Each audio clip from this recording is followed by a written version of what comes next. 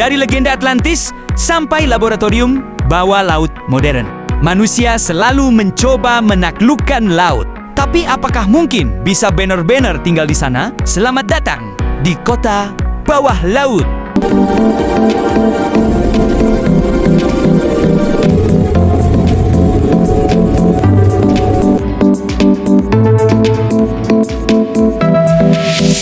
Bayangkan ini, kamu sedang berenang di lautan luas, tanpa alat bantu napas, dan bisa menyelam hingga puluhan meter sambil menahan napas selama belasan menit. Kedengarannya seperti kemampuan superhero kan? Tapi ini bukan fiksi. Ini adalah kenyataan bagi suku Bajau, yang sering disebut sebagai nomaden laut di Asia Tenggara. Hari ini, kita akan bahas apakah evolusi benar-benar bisa membuat manusia beradaptasi untuk hidup di laut.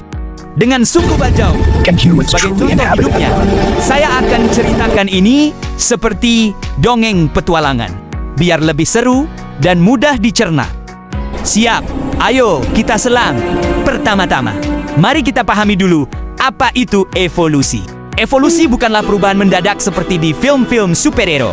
Ini proses lambat di mana alam memilih individu yang paling cocok bertahan hidup. Dan sifat-sifat itu diturunkan ke generasi berikutnya melalui gen. Bayangkan seperti ini, jika Anda hidup di lingkungan yang keras, seperti gurun atau pegunungan, tubuh Anda atau lebih tepatnya, gen Anda bisa beradaptasi dari waktu ke waktu untuk survive lebih baik. Nah, pertanyaannya, bisakah hal ini terjadi untuk hidup di laut? Jawabannya, ya. Manusia bukan makhluk statis. Kita bisa berevolusi jika tekanan lingkungan cukup kuat. Sekarang, masuk ke cerita utama. Suku Bajau. Mereka adalah kelompok etnis yang tinggal di perairan Indonesia, Malaysia, dan Filipina. Sejak ratusan tahun lalu, hidup mereka bergantung sepenuhnya pada laut. Bayangkan, rumah mereka adalah perahu sederhana. Dan makanan sehari-hari didapat dari menyelam, mencari ikan, kerang, atau bahkan mutiara. Mereka bisa menyelam hingga 70 meter tanpa oksigen tambahan dan menahan napas sampai 13 menit. Itu lebih lama dari rata-rata manusia biasa yang cuma bisa tahan 1-2 menit. Kok bisa?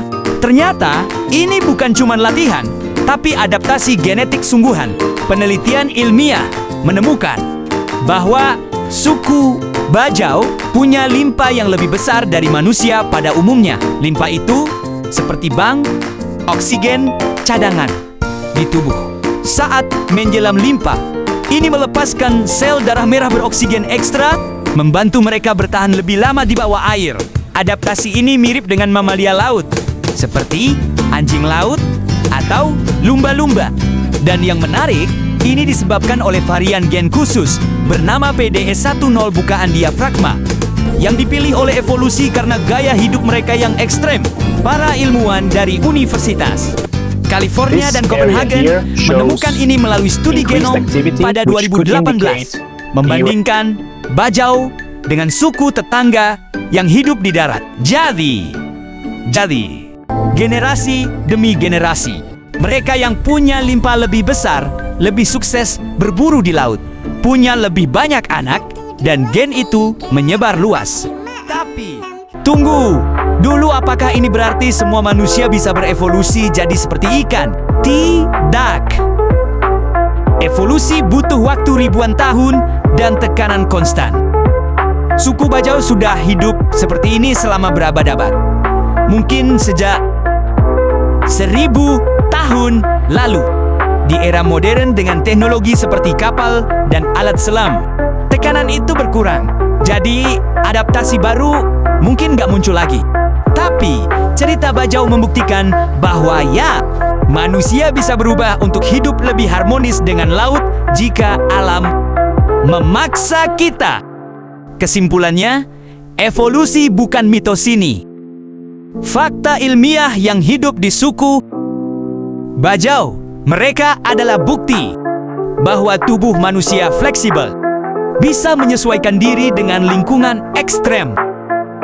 Bayangkan, suatu hari nanti, evolusi alam sudah bilang, sampai di sini dulu ya, aku butuh ribuan tahun lagi.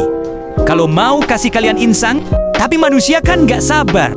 Kita nggak mau nunggu 50.000 tahun, baru bisa hidup di bawah laut. Jadi, kita ambil alih kendali.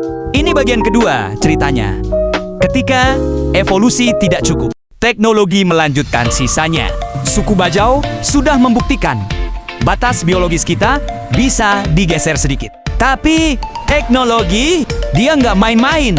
Dia langsung lompat ke level dewa laut. Mari kita jalan-jalan ke masa depan. Katakanlah tahun 2070 sampai 2100. Dan lihat apa yang sudah atau sedang disiapkan manusia buat jadi Homo aquaticus. Versi upgrade 1. Napas di air. Sudah pernah dengar liquid breathing? Ini bukan fiksi. Di film The Abyss 1989 ada adegan tikus bernapas dalam cairan beroksigen. Itu nyata. Sudah diuji sejak 1960-an. Di masa depan, manusia bisa menghirup cairan perfluorokarbon PFC yang jenuh oksigen. Paru-paru kita terisi cairan, tapi kita tetap bisa bernapas normal di kedalaman ratusan meter tanpa takut tekanan. Bayangkan menyelam ke Palung Mariana sambil ngobrol santai. Kedua, insang buatan artificial gill. Perusahaan seperti Triton yang pernah viral 2016. Mungkin gagal di versi pertama, tapi konsepnya hidup terus. Sekarang ada prototipe membran nano yang bisa mengekstrak oksigen terlarut dari air laut. Mirip insang ikan. Belum cukup buat manusia dewasa, tapi di tahun 2080 bisa jadi kita pakai gel pack seukuran tas punggung. Terus berenang seharian tanpa naik ke permukaan. Mantap bukan? 3. Kulit kedua second skin. Kulit manusia mudah rusak di air asin. Lama-lama solusinya BioSweet hidup. Bayangkan pakaian yang terbuat dari sel hidup rekayasa. Genetika seperti kulit ikan yang menolak air, antibakteri, dan bisa memperbaiki diri sendiri. Ada yang sedang dikembangkan dari sel buruber dan kulit cumi-cumi. Warnanya bisa berubah sesuai mood. Mantap kan? 4. Modifikasi gen langsung. Designer babies untuk laut. Kalau suku Bajau butuh 1000 tahun buat dapat limpa besar, kita bisa lakukan dalam 1 generasi. Kelima, rumah di dasar laut. Sudah ada versi awalnya. Contoh, ada Poseidon Undersea Resorts Fiji. Ada Hydropolis Dubai yang mangkrak, tapi konsepnya hidup. Dan yang paling gila, Ocean Spiral dari Shimizu Corporation Jepang, kota bawah laut untuk 5.000 orang. Bentuknya spiral raksasa, turun sampai 4 km ke dasar laut. Energi dari tekanan thermal laut, makanan dari budidaya laut dalam. Keenam, otot dan tulang anti tekanan. Di kedalaman, tulang kita bisa hancur karena tekanan. Terus, bagaimana? Implan karbon nanotube atau tulang yang diperkuat dengan grafin. Ada juga ide exosuit cair, baju yang mengisi ruang antar sel dengan gel khusus. Jadi, tubuh kita nggak gepeng, walau di 1000 meter bawah permukaan. Terakhir, yang paling liar, brain cloud interface untuk lumba-lumba.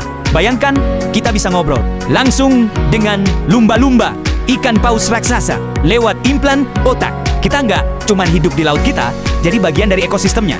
Mungkin suatu hari, kita nggak lagi bilang manusia menaklukkan laut, tapi manusia pulang ke laut. Kesimpulannya, suku Bajau adalah bab pertama. Evolusi alam membawa kita sampai ke ambang pintu laut. Pertanyaannya bukan lagi bisa nggak manusia hidup di laut, tapi kapan kamu mau pindah? Dan suatu hari nanti, ketika anak cucu kita berenang melewati reruntuhan kota yang sudah tenggelam, mereka nggak akan lagi bertanya, dari mana kita berasal? Mereka cuma akan menoleh ke atas, melihat sinar matahari yang samar-samar menembus air, lalu tersenyum dan berkata, "Oh, jadi itu rumah lama kita." Lalu mereka terus berenang pulang ke tempat yang selalu menunggu kita dari awal waktu. Selesai.